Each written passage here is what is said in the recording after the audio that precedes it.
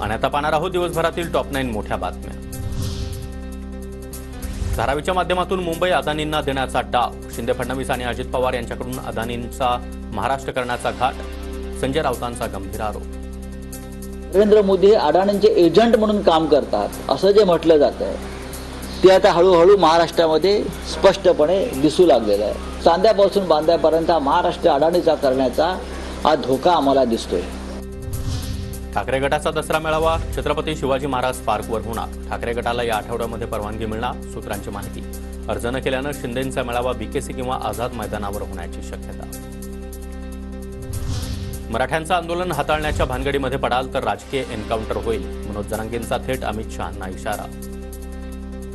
कोणत्या थराला गेलेला आहेत ना, तर मला वाटत नसेल की इतक्या लांबपर्यंत काय काय करायला आहे। कारण माझ्या मराठ्याचं आंदोलन हाताळायच्या भानगडीत जर पडाल तर तुम्हाला सांगतो तुमचा राजकीय एन्काउंटर होणार। मुलांविरुद्धचे गुन्हे लपवल्यास शाळांवर कडक कारवाई होणार। शालेय शिक्षण विभागाकडून शासन निर्णय जारी, अनुदान रोखणं तसंच शाळेची मान्यता रद्द करण्याचा देखील इशारा।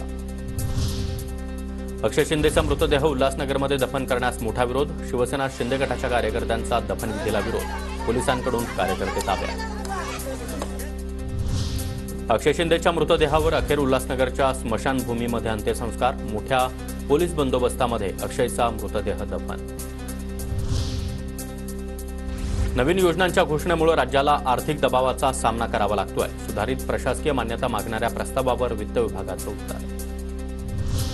तुळजापूर तीर्थक्षेत्राचा 1999 कोटी रुपयांचा अंतिम विकास आराखडा मंजुरीसाठी सादर, पुढील 10 दिवसांमध्ये मुख्यमंत्र्यांच्या अध्यक्षतेखालील उच्चाधिकार समिती मान्यता देण्याची शक्यता।